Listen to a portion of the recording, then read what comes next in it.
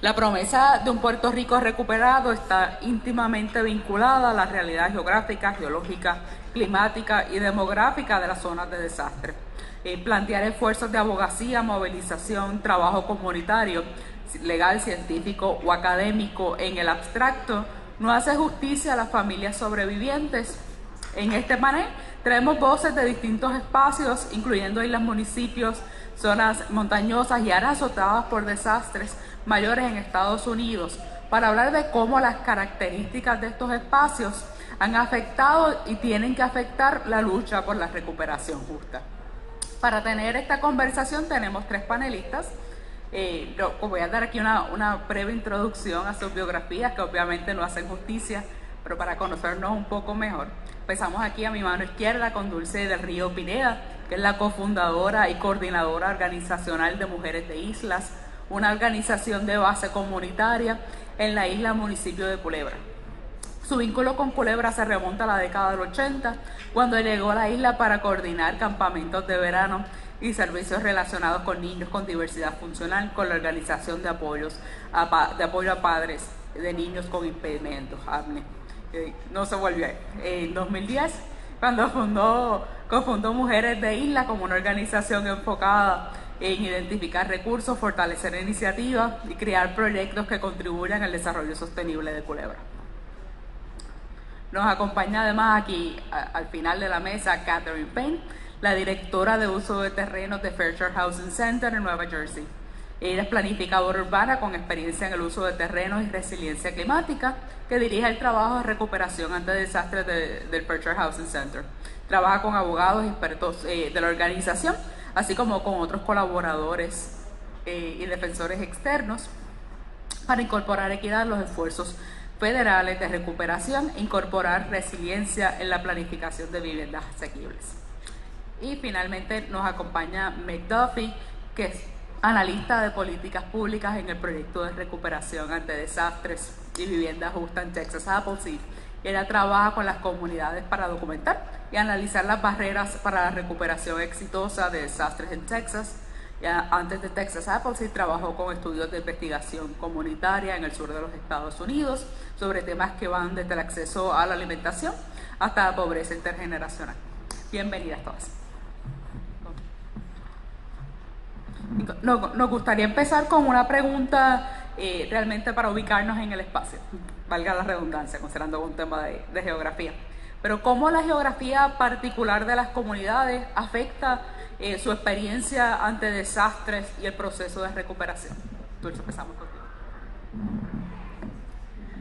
Pues antes que todo, muchas gracias por esta invitación y por estar acompañada, ¿verdad?, de estas dos jóvenes.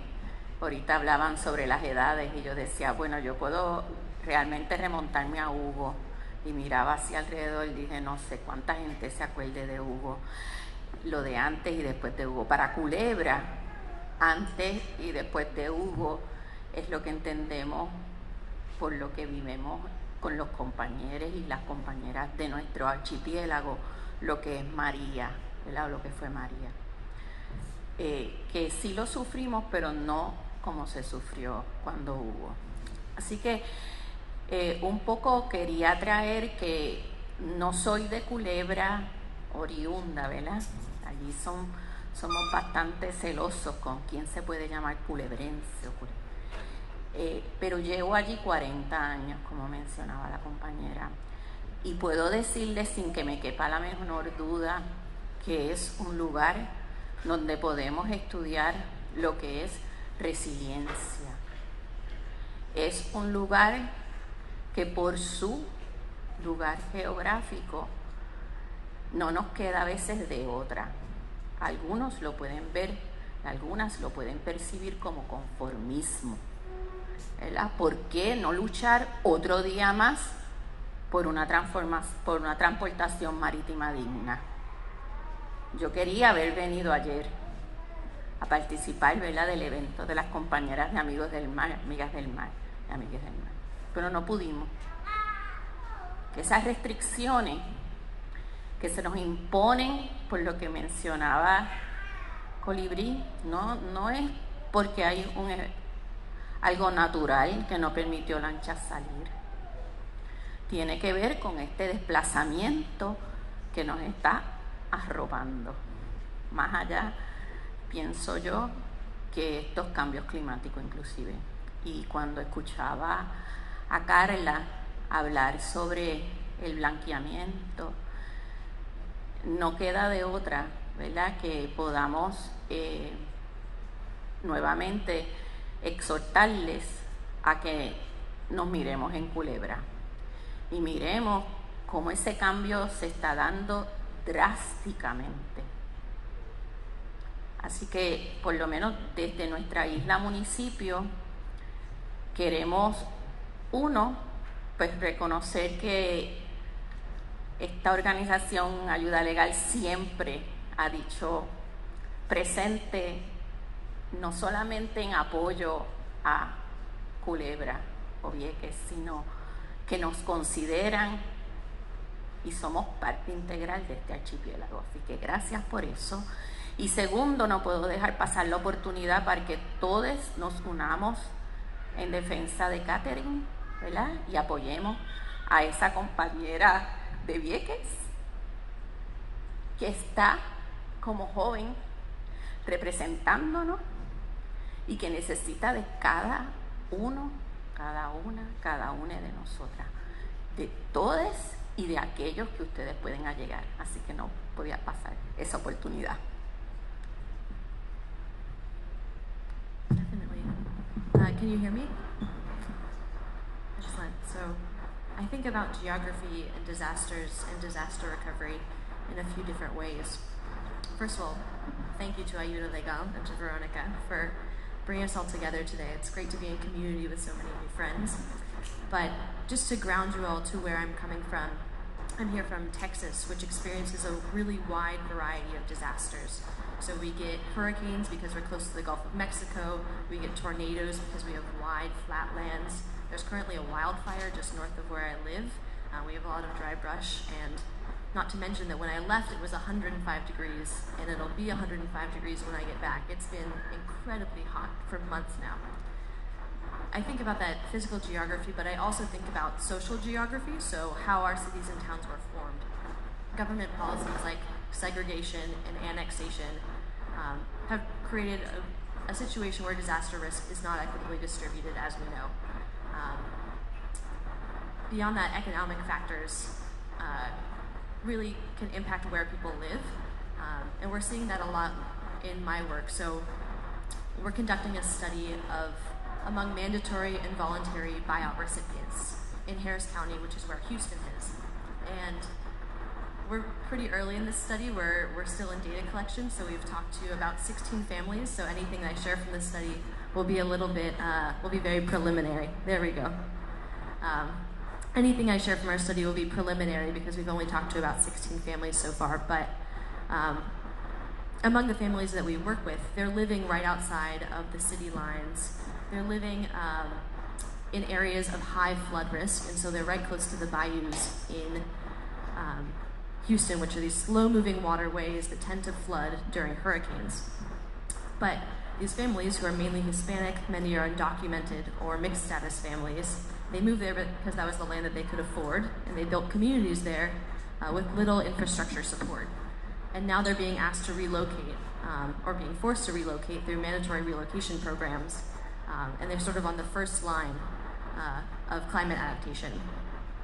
We also noticed that this builds a lot of distrust, so these communities are being asked to move, but within a mile, within 2 miles of their homes is an Amazon warehouse that's not being required to move.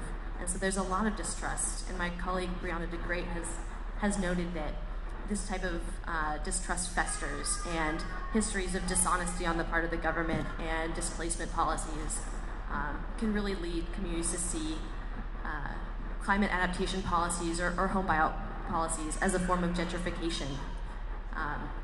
Finally, I wanted to note, so there are several ways in which the political geography can shape people's disaster realities. And so one of our participants described to me how during Hurricane Allison, the mobile home park that she lives in completely flooded.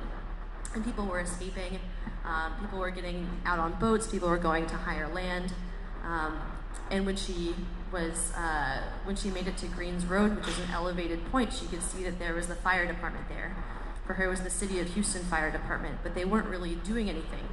And so she went to ask why that was, and they clarified that they were there from the city, they weren't there to help people outside of the city lines.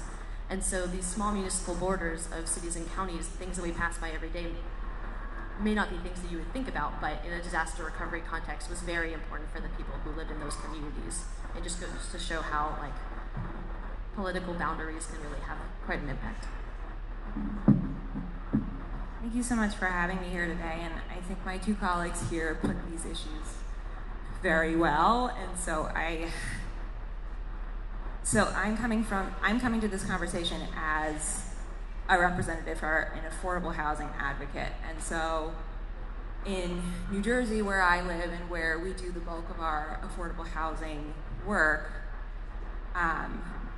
we have seen that following a disaster, housing obviously is paramount to recovery. It's a right we all have. But after a disaster, a lot of that housing, which was naturally affordable, has been wiped out, and folks have struggled to rebuild that housing.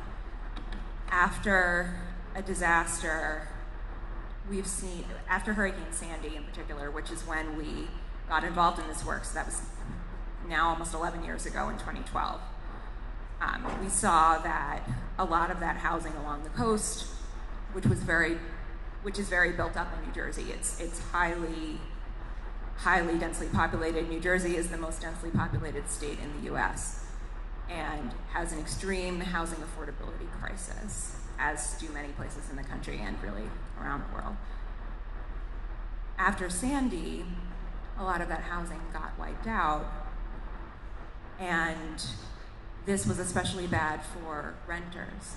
We saw that renters were receiving significantly less aid, despite the fact that renters are more likely to have trouble bouncing back following a disaster. We advocated on the behalf of renters to help shift the amount of funding that went from homeowners to renters, but it remains a problem, and I think geography has a big part to play in that. You know, because of the denseness with which New Jersey is really, with the population density of New Jersey and the way that our housing patterns have been built, it makes it easier for folks who don't want that housing to be there, for affordable housing to be there, to say when the time comes to rebuild, oh well, we're going to rebuild with something that is less affordable, where we can get more money, where the rents can be higher. And so I think that is a mix of, as Meg was putting it, a mix of political, a mix of social, and a mix of physical. And so when a disaster hits, all of these issues really converge, and it creates a problem that is more than the sum of its parts. Bueno, lo primero que voy a decir, Dulce, que mi respuesta oficial es que no, yo no me acuerdo del huracán Hugo, nadie va a cuestionar eso, pero esa es mi posición oficial. Pero sí me llama la atención, y creo que no para la gente de Culebra, este es el gran desastre, es Hugo, no es María, ¿no? Que es el que tal vez la mayoría de nosotros pensamos, el antes y el después para nosotros es María, para otras comunidades fue otras cosas. Y en otras áreas, me han contado, en otras áreas de Puerto Rico, Hugo no tuvo un efecto, ¿no? En el centro de la isla fue una llovizna, decían que en Cabo Rojo estaba en la playa, la gente estaba en la playa y ni se enteraron.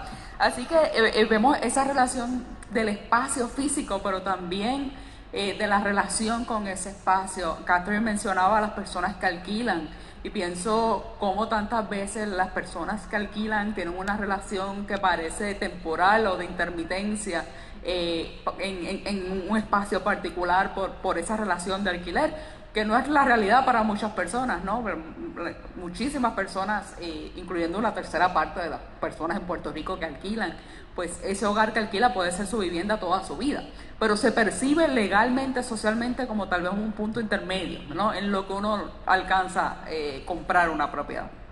Así que quería pensar desde estos espacios, ¿no? ¿Qué retos particulares vemos en esas relaciones, sabiendo que han empezado a tocar algunos?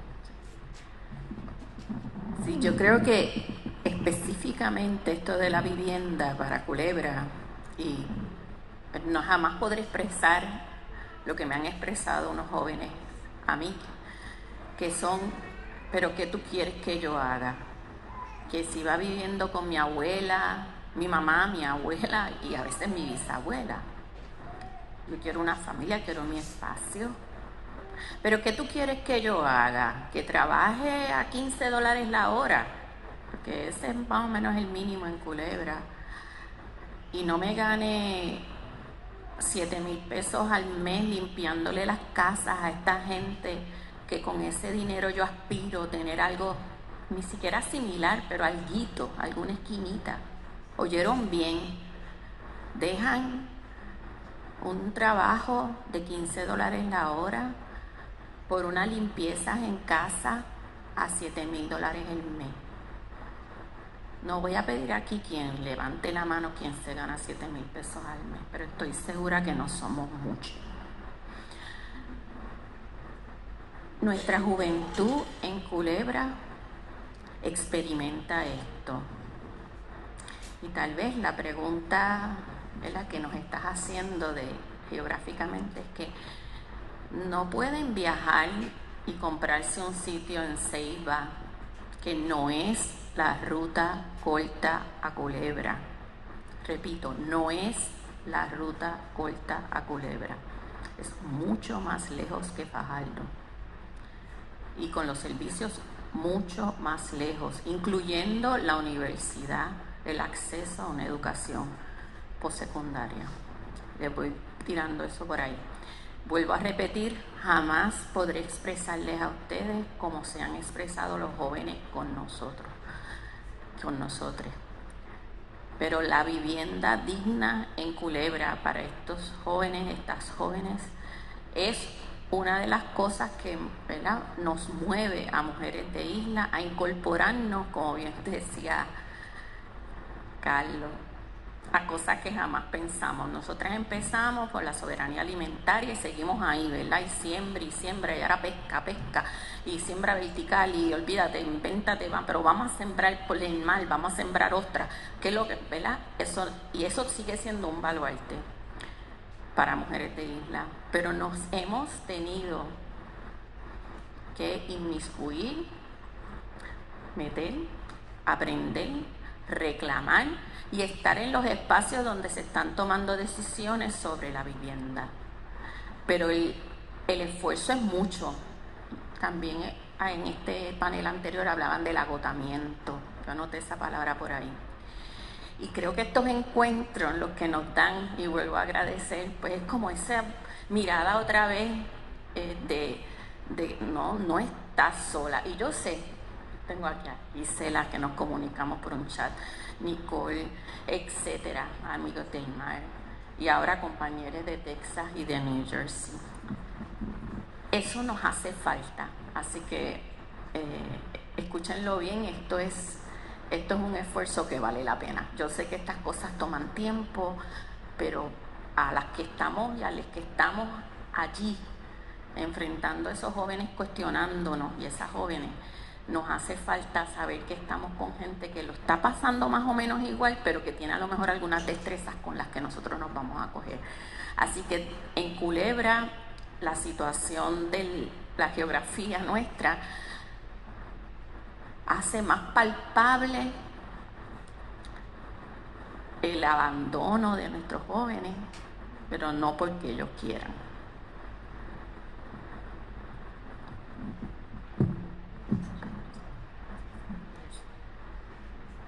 For us in Texas, there's just a lot of distrust and a lot of fear thinking about government disaster recovery programs, like FEMA individual assistance or community development block grants for disaster recovery from HUD. These programs are only effective if people view the government as a viable and trustworthy avenue for assistance. And so we're at a point now where people are experiencing multiple disasters, and let's say you were denied from FEMA during one disaster, you're unlikely to then apply in a future disaster, even though, of course, you really need that money.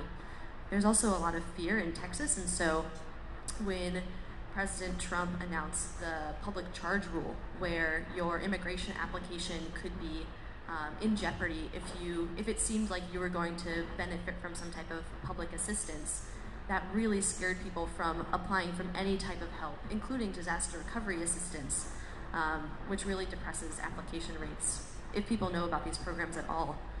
But then even for families who are aware of government assistance or want to apply, there's a mountain of paperwork between disaster survivors and the assistance that they need. And so we are just seeing that people, in the home buyout study that we're running, people will submit all their paperwork, they'll prove their income, they'll prove that they own their home, only to be told then that they need forms that are slightly different, or they need to have the house that is, in their husband's name, it has to be in their name. They have to do all these little things, and so it drags out forever. It makes the recovery process last even longer. And finally, people are just not getting enough to rebuild or to relocate. So we're working with families who are going through a home buyout process, but some of these families will have businesses on their property, and first of all, it's a huge fight to even get compensated for the business that they're losing. But even if they win that fight, and even if they're able to get funding for what they're losing, it's incredibly difficult to find a new place to move where you could have a similar business, where you could still have your same livelihood. And so there's just, as Dulce said, people just don't have the money. It's like the funding is insufficient to rebuild. I think what we're all talking about here too is just a sense of hopelessness for folks that are experiencing disasters and who are surviving disasters. And homeownership in the United States is a vehicle for wealth generation. If you, because of historic inequities, have not been able to build that wealth, then you are in a situation where you are forced to rent. And so renting is not always temporary. Renting is a situation that many of us are in because we cannot afford to buy a home. And yet when a disaster hits, you don't have the same rights as those who own homes, and those especially who own the land under their homes. So there's this lack of agency because of lack of ownership. So as a renter, you're subject really to the whims of the owners who own that property. And like I talked about with Sandy, there is no guarantee that your home will be there when you leave and come back, which contributes to that sense of hopelessness, I think. Meg talked about the lack of clarity in applying for disaster assistance. That is certainly, I think that is a huge issue with our federal system. The paperwork you have to go through, the multiple processes through FEMA with the emergency assistance and then HUD with the CDBG DR funding. It's hard to do, and it doesn't guarantee that, we know that you're not going to get all of the money you need, but it doesn't guarantee that you're going to get any. After Sandy, we saw that, and there are disparities along racial lines in who gets rejected. After Sandy, we saw that the number of Black residents whose applications for aid were rejected were double the amount for white residents. That doesn't make any sense. On top of that, the amount of time that folks have to wait to get assistance, as they have to shell out their own funding to just put a temporary roof over their heads or try to salvage whatever they can. They have to put all of that out front, and there's no guarantee that they will get that back from the government in any way. So I think all of this really contributes to, especially for folks who don't have the benefit of homeownership, a real crisis.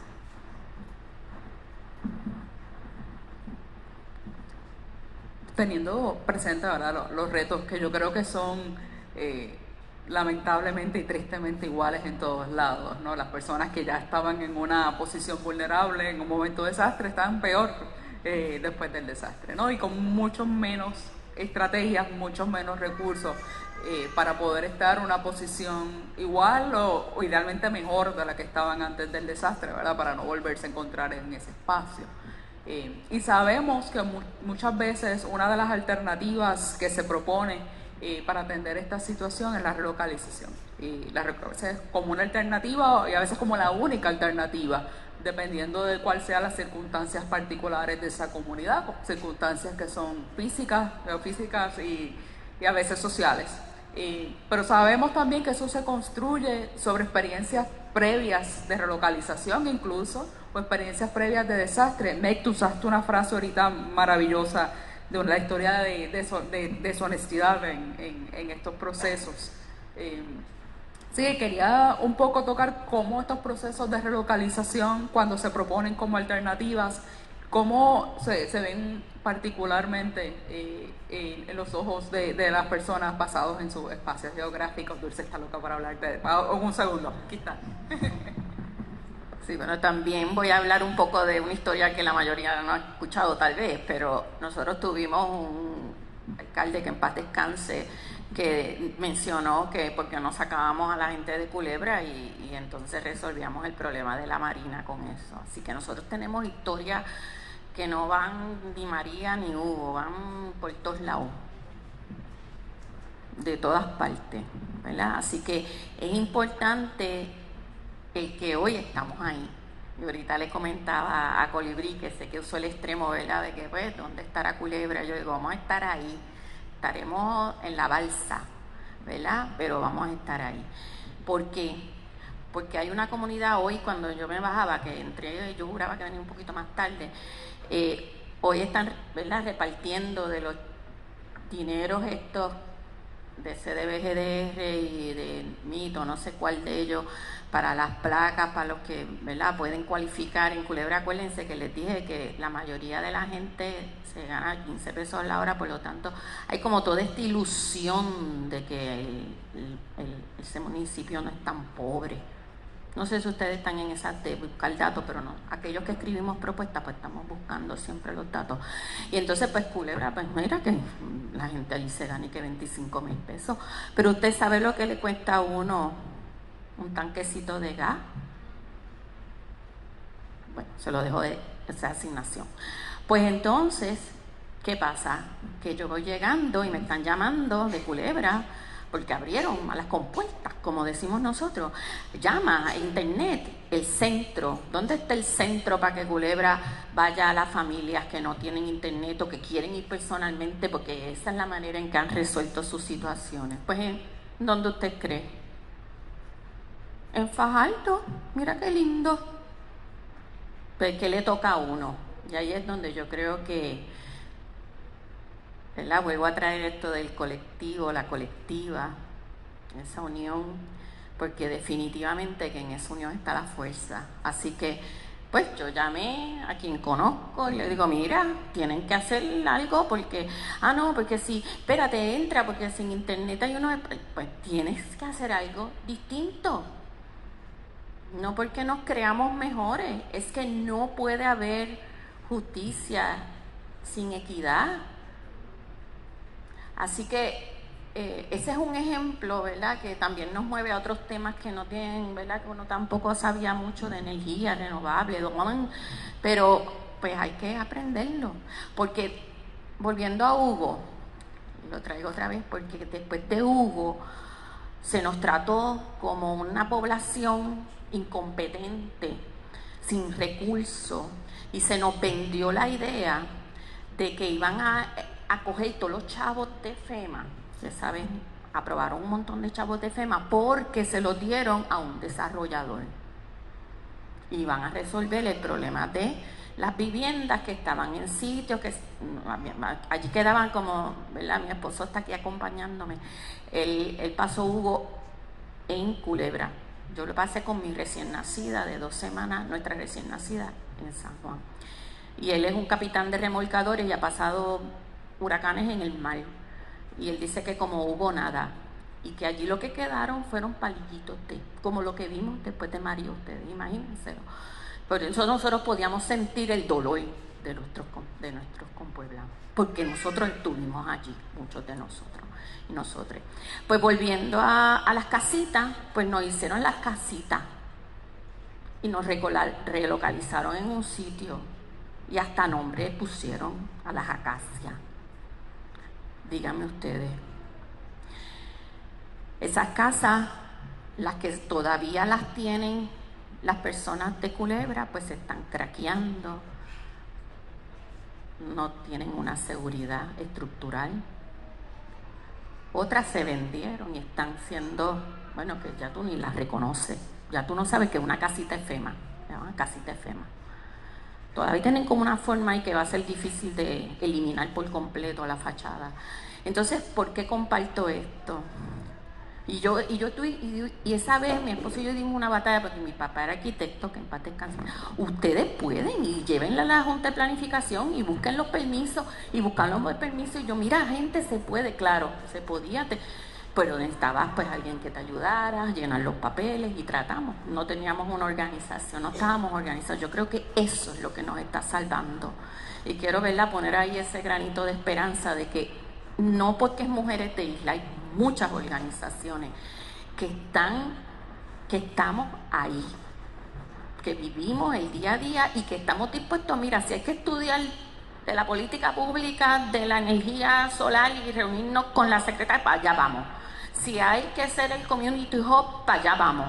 Si hay lo que haya que hacer, porque nuestro pueblo, nuestra gente que no tiene tal vez ese acceso,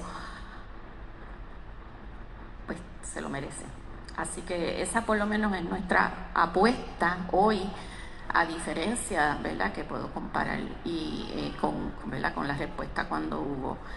Y pues además quiero añadir que aunque la respuesta, ¿verdad?, el María no nos afectó tanto, puedo decir que lo sentimos y nuestra gente nos movimos hasta San Tomás, ¿verdad?, porque es lo más cerca que nos queda, y eso es otra cosa que tenemos que seguir trabajando en nuestro archipiélago. Somos más que el archipiélago de Puerto Rico, hay unos hermanas bien cerca de nosotros, y en el caso de Culebra hasta más cerca que el resto de ustedes, y pues con ellos también y con ellas nos tenemos que juntar.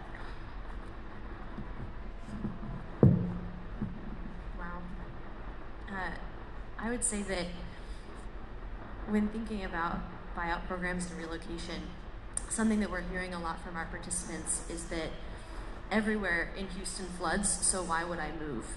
And I feel like this is something that is coming up a lot across different areas, just this perception that there's a high level of disaster risk in a lot of places, and it's really hard to find a place where you're not at risk. And so a lot of our participants mentioned they'd of course rather to stay where their parents lived or like where they have roots,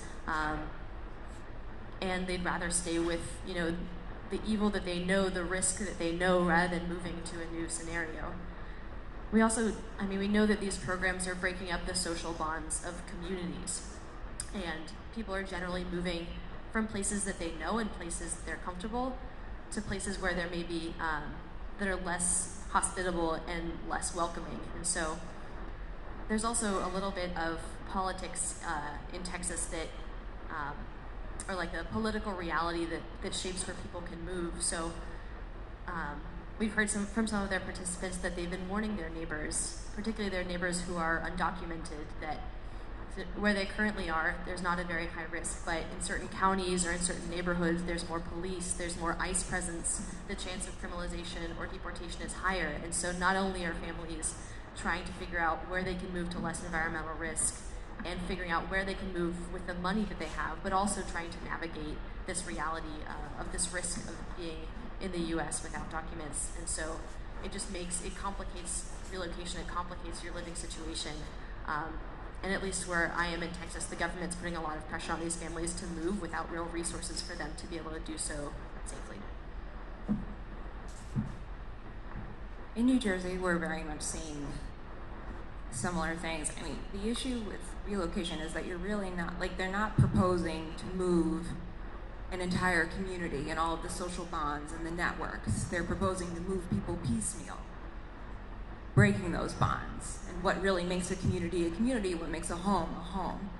In New Jersey, we have something called the Blue Acres Program, which is run by the Department of Environmental Protection. It is a voluntary buyout program to encourage people to move to areas of less risk, and then they take that land and basically rewild it, turn it into a nature preserve or something similar so that the water has a place to go. But what we're seeing with Blue Acres is a few things. First, that doesn't really work unless you're moving the whole community, because then what you see are just empty lots. There's a house here, a vacant lot here, a house here, a vacant lot there, which really just fragments a community. It doesn't make you feel like you're surrounded by your neighbors and your friends. It kind of makes things seem a little eerie and desolate. And I know that's the case not only in New Jersey, but in New York too. After Sandy, it looked very similar in places on Staten Island that were severely affected by Sandy. So you're breaking social bonds. Blue Acres also is more palatable to higher income families because what you are offered in that buyout is significantly less than what you would be able to actually then turn around and buy a home for. Because New Jersey is so unaffordable and housing prices are so high, you know, it's crazy, but you are offered after Hurricane Ida, they are now trying to push people into Blue Acres and buying out homes. What they are offering people are, I think, $450,000. In similar communities, you cannot buy a home for $450,000. So where are people supposed to go? You're not able to move your community with you. You're not able to find a home that was comparable to what you had before. So what is the incentive to do this?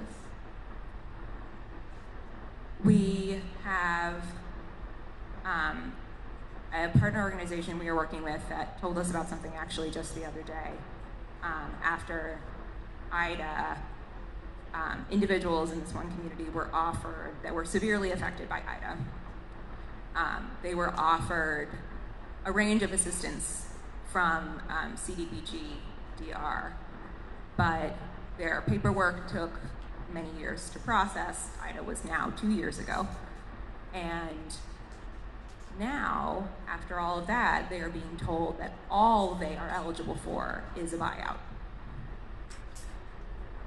They were waiting. In this 2-year period, they have put in a lot of their own money into making their homes more resilient. They were waiting for money for things like elevation and stormwater management. And then now what they're offered is a buyout. So all of that money that they then put into their existing homes, what was the point of that? And so this is an issue that we're dealing with now and trying to figure out how to help these families continue to stay in their homes and their communities.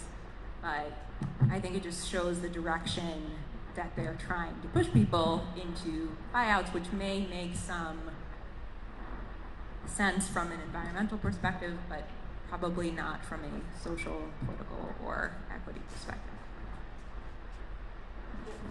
Aprovechar a decir algo, lo voy a decir en español, porque lo que mencionaste sobre empujar a las familias a lugares donde están menos seguras, no solamente por el techo, sino porque haya gente buscando para deportarla, es algo que me jamaqueó, decimos aquí. Así que quería dejarte saber que tu dolor me duele y que lo vivimos en nuestro país, pero tal vez no tan evidente como lo que estás compartiendo, ¿verdad? De tener esa presencia. Así que quería decir eso. Y otra cosa que sí pasa en nuestro país es que, y ha pasado y pasó en Luisiana, es que relocalizan, pero no para hacer áreas verdes o wetlands o lo que estabas compartiendo, sino para entonces poner el mega condo, mega esto, mega aquello. Así que, mega, ¿qué me decía? Mega mall, encima de los wetlands, pero entonces ahí no puede estar la gladiola, ¿verdad? Y tenemos esa evidencia aquí demasiado fresquita. Gracias, Dulce. Quiero, tal vez para, como un último punto que queremos tocar, y va a haber espacios para preguntas en este panel, si están pensando en algo lo podemos compartir en unos minutos. Pero estos problemas los tenemos presentes, pero también tenemos una realidad, ¿no? Y es el caso, a veces parece exagerado, de la gente que tiene su casa en el medio del río. Pues sí, en este país hay cascos urbanos enteros que están en el cauce mayor de un río. Tenemos el gobierno que ha permitido y autorizado que se densifique masivamente la zona costera en contra de su propia política pública y en contra de todo sentido común. Así que hay gente que está en situaciones que son particularmente vulnerables por el espacio que están ocupando. Lo que tal vez esta última ronda, ¿cuáles son las alternativas? ¿Cómo las políticas públicas pueden atender mejor esa necesidad, reconocer esta diversidad, reconocer cómo hemos fallado en el pasado, los programas que no han funcionado? ¿Qué necesitamos para realmente la recuperación justa nos llegue a todos? Valga. Sí. Voy simplemente a sumarme también a las palabras que escuché más temprano en el panel, creo que fue también Carlos que hablaba de la política pública. Decir que en nuestro país hay una política pública no es real. Tal vez hay algo escrito, así que nos toca tal vez rescatar eso escrito, unirnos nuevamente, la palabra unirnos, colectiva, y entre todos, ¿verdad? Si tú lo que sabes es de casas en el río y tú sabes de acceso al agua, pues vamos a todos juntar todo ese conocimiento y poner ahí en donde se fue Carla, pero en la prensa, ¿verdad? Mira, esta es la que hay. ¿Y qué solución para eso? Nosotros nos criamos en un ambiente de 6 hermanos y lo que me decía mi mamá siempre, lo que ¿verdad? No es ventaja, ¿verdad?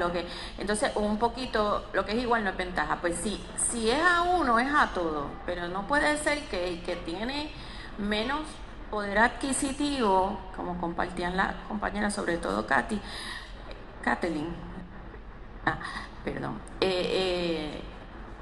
pues no pueda hacer esa movida o la haga de una manera que sea detrimental, pero entonces el que sí tiene, pues tiene gana, tú sabes, y ahí es donde tenemos que nosotros estar claros en que no estamos aquí diciendo que la persona que está viviendo al lado del río en una casita con, ¿verdad?, unos pilotes que fueron construidos por el abuelo, debe permanecer ahí, pero sí debe permanecer suficientemente cerca de ahí para que sienta que su comunidad, que está en su comunidad, que está en su espacio, y si es ahí, pues entonces, ¿qué elementos tiene que tener esa vivienda para que sea segura?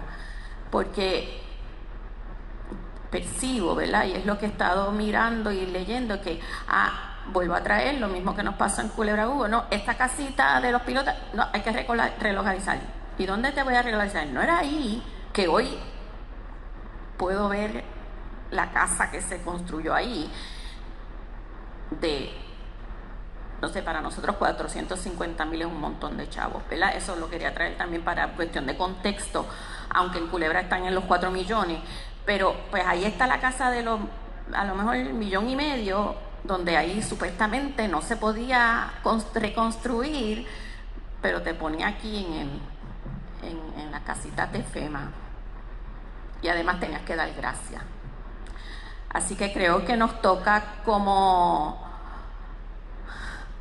entes que estamos en este momento histórico, ¿verdad? Porque ahorita alguien decía, vamos a estar mañana mismo, hoy, para esos niños que vemos retosando por ahí y haciéndonos, ¿verdad?, mirar ese futuro que definitivamente no nos quitamos, y que mientras más aliados estemos dispuestos a, ¿verdad?, tal vez brincar ese cantito que nos toca a veces todavía de que es que no lo dice igual que yo, o es que no, pues como que podamos hacer ese salto y logremos realmente la unión que sabemos que lo podemos hacer. En nuestro país lo sabemos, ya lo probamos.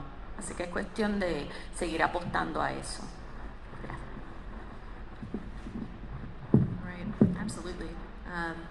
I would only add that we need meaningful participation from affected communities in policymaking, policies that are made in faraway places in a capital. Really, there's always a mismatch between the policies as they're written and the way they're implemented, and we need to do whatever we can and really bring in affected communities to be part of the policy making process and a part of the process for making guidelines for policy. Also, these policies should be fair and easy to access. So if you do decide to relocate, you should be paid what it costs to relocate. If you do decide that you want assistance, you should be able to get assistance through some type of streamlined portal. It shouldn't be through different programs from the state and the federal level, different departments. The government already has so much information through our taxes. They should make it easy for us to apply for assistance. And finally, when I'm thinking about a fair recovery, I think we need to advance a broader vision of justice. So our current disaster recovery system, it can get you closer to where you were before the storm, but the disaster recovery process won't bring about liberation. And so we need to be thinking about broader policies like reparations and other policies to address historic racial and economic injustice as we're bringing out a vision for fair recovery. Yes to all.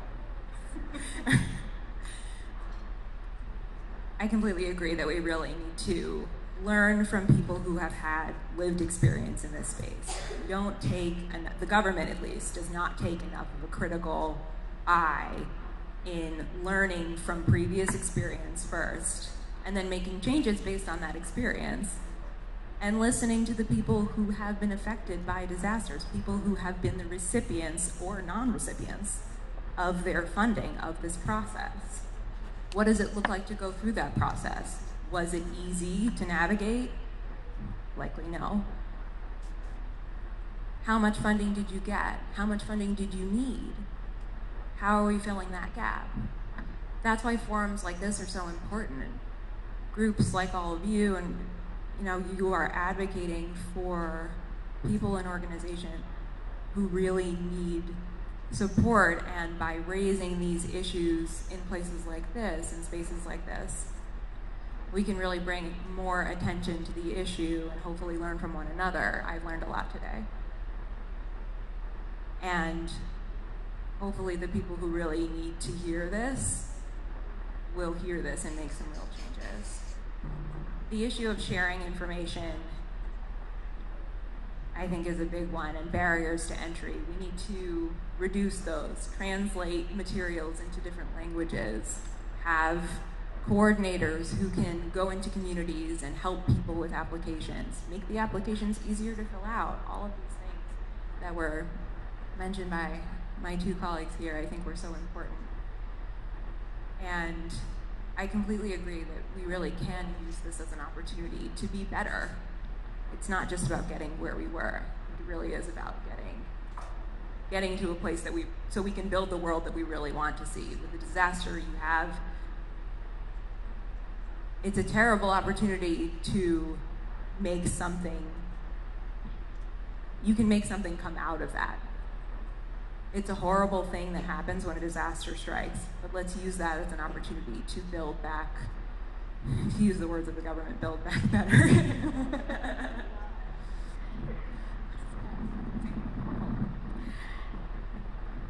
Yo cuando cojo un micrófono, la cuestión del karaoke también. Así que les voy a enseñar una canción. Yo no sé cuántos de ustedes la sepan. Les voy a enseñar el coro nada más. Culebra es parte de Borinquen Bella, Culebra es parte de Borinquen Bella, Culebra es parte de Borinquen Bella, que a la marina desafío culebra. Ahora ustedes van a rellenar donde dice Marina. ¿Se acuerdan las bolitas? No te creas, Elisa, que te veo, tú te acuerdas.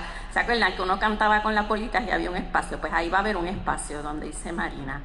Y ustedes pueden ir diciendo la palabra que ustedes quieren desafiar. Culebra es parte de Borinquen Bella, culebra es parte de Borinquen Bella, culebra es parte de Borinquen Bella, que a la injusticia, a la colonia, al desplazamiento, desafío, culebra.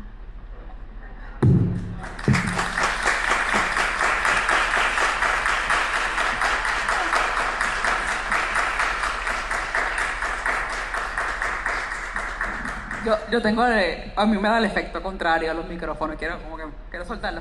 Pero después de esa nota, y conscientes de que es justo antes del almuerzo, pero me voy a arriesgar. Sí, tenemos unos minutos, todavía tenemos 5 o 10 minutos para preguntas para las panelistas. Si alguien quiere algo que compartir, algo que preguntar, hay un micrófono aquí al lado mío. No se sientan intimidados por la canción. No tienen que entretenernos. Pero si no, Dulce. Hola, buenas, saludos. Mi nombre es Rubén Rolando Soya, formo parte de Barrization, de ahí en Manatí, y les agradezco, ¿verdad?, por compartir tantas experiencias. Y más que una pregunta, es como un comentario o aportando a la conversación del panel anterior, como sentí que estábamos hablando del cambio climático y me hizo pensar mucho en el clima del saqueo, ¿verdad?, que estamos a la merced de los cambios climáticos, pero vivimos en el clima del saqueo y estamos constantemente pues respondiendo a eso. Y que unas herramientas que por lo menos hemos implementado y nos ha tocado aprender en la región de Manatí, pues han sido de qué forma pues la comunidad se involucra a investigaciones científicas en el aspecto de las ciencias ambientales y las ciencias históricas, pues para reconocer cómo seguimos fortaleciéndonos. Y quería traerlo porque, pues sí, de alguna manera la recolección de datos, que lo mencionó en algún momento para las propuestas y todo, también es otra manera de desarrollar poder en la medida que seguimos conociendo más sobre nuestro territorio, sobre la historia de nuestras comunidades y específicamente a lo que estamos haciendo es el trabajo arqueológico, pues cómo el trabajo arqueológico nos puede seguir dando respuestas para descifrar cómo vivir en el presente y cómo mirarnos al futuro. Y nada, quería aportar eso. Gracias.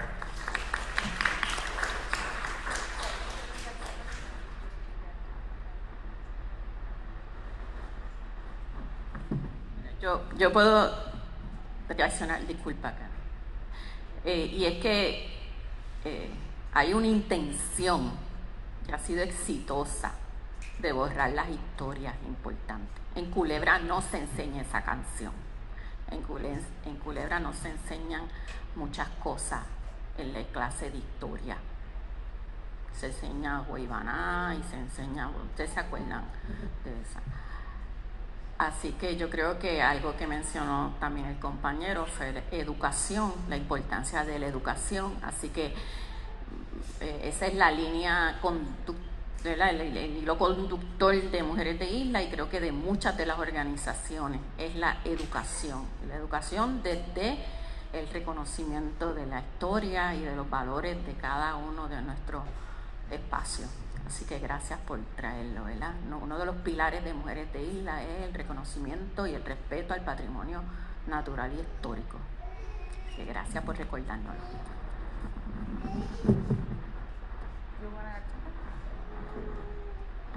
I just want to comment on the importance of data. And so something that we work a lot on is pushing FEMA to release more information about where their funding has gone and who have been the beneficiaries of that funding. And that's so important to be able to hold them accountable for those two things so they themselves can take a more critical approach on how their funding is being distributed and is it going to the people who really need it. But I think information is only as useful as what you do with it, and so that's why I think spaces like this are so important. You know, if we have information about where that's going, we can then take that information and push them to be better. And so, you know, the more we continue to collect data and then use that data to help them go beyond what they're currently doing, I think that's so important. So hopefully we can continue. No soy panelista, pero quiero añadir algo. Pero es que en Puerto Rico es tan difícil tener datos certeros sobre tantas y tantas cosas, incluyendo cosas que uno pensaría que son esenciales, como poder segregar ciertos datos por raza para ver quiénes realmente se está afectando. Y creo que nos delata mucho que caiga sobre la academia, sobre las organizaciones sin fines de lucro y a veces las mismas comunidades quienes se tienen que dar a la tarea de recopilar datos básicos. ¿Cuántas comunidades gente salvó su vida porque eran los vecinos que sabían que una persona encamada en algún sitio? El municipio no lo sabía, el gobierno central no lo sabía y no tenían forma de saberlo, porque entre pues las muchas cosas, ¿verdad?, que las decisiones políticas nos han quitado, que las políticas de austeridad han obligado a hacer, es dejar de recopilar ciertos datos porque no tenemos cómo recogerlos o porque es inconveniente recogerlos. Así que las comunidades son las que tengan que hacerlo. Por un lado ya es un síntoma de una derrota, pero qué bueno que nos estamos empoderando, apropiando de ese espacio y valorando nuestras historias y conservándolas, ¿no? Si ustedes están haciendo eso en Manatí, pues gracias. Y compártalo porque nosotros lo podemos usar. ¿Alguien tiene alguna otra pregunta? ¿Algún otro comentario?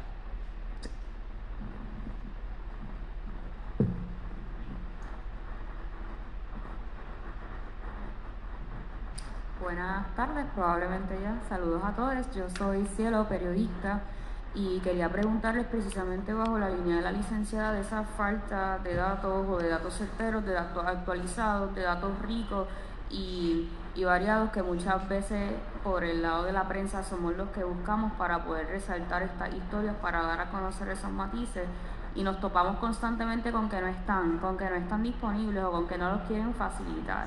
Y reconociendo la labor constante y rica, continua de las comunidades en levantar su propia información a través de esos esfuerzos, ¿cómo ustedes nos pueden exhortar a la prensa a desarrollar relaciones con ustedes efectivas para levantar estos datos? Y lo digo en un espíritu de unión, en que ustedes son los expertos en su trabajo, en sus contextos y en sus esfuerzos, y nosotros podemos ayudar desde esa perspectiva, digamos, técnica de levantar datos que ustedes muy probablemente también tienen. Es cuestión de unir esfuerzos.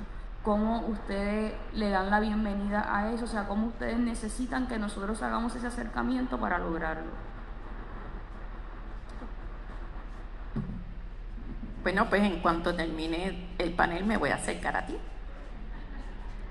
Y quería atar esto a algo que dijo Colibrí, de que si bien es cierto que estamos levantando datos, que tenemos datos y sabemos dónde están las personas, ¿verdad?, de las 1.700 personas que hay en Culebra, es responsabilidad también del gobierno tenerlas. Así que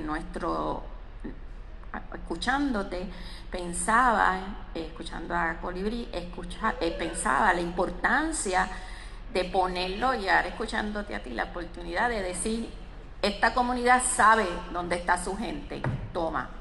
Esta comunidad sabe dónde está su gente, toma. Y entonces que el gobierno no podrá volver a decir que no sabemos cuánta gente necesita energía solar porque son médicos dependientes de un equipo necesario. Así que creo que esa puede ser una buena oportunidad para enlazar lo que estábamos hablando. Yeah, I would add to that. So the lack of data is just kind of it's been a huge problem for my organization as well, and it's something that we advocate for quite a bit. And so we'll advocate for things like FEMA to publish racial and ethnic data about who's getting assistance. It sounds like, and I'm looking over there because the NLIHC people know a lot more about this than I do, but it seems like they've agreed that they're going to do that, but they'll only release the data to certain academic institutions and not make it publicly available, which is great for those academic institutions, but not for the rest of us. I submit tons of data requests as a part of my job, and institutions will just charge crazy amounts of money. They'll say, yes, we'll give you this information, it should be available to the public, but it'll cost you thousands of dollars for us to give it to you, which is a huge hurdle, and we have to do a lot of fundraising just to get data to do the analysis that we need to do. But I also just wanted to uplift storytelling, and numbers are important, we need numbers. A lot of my work is in spreadsheets, but a central part of this work is telling our stories and telling our histories. And data may be expensive and hard to get, but there's also real value in talking to people and in sharing those stories. And I think that's often more compelling too. If you're trying to convince somebody to make a change, it is often more convincing if you make it human, because disaster recovery is a fundamentally human concept, and so it's great to have numbers, it's great to say X number of people were affected, but who are those people? How has this affected their life? Creo que ahora sí, hasta aquí nos llega el tiempo, así que gracias compañeras por estar con nosotros en el día de hoy, gracias por su aportación.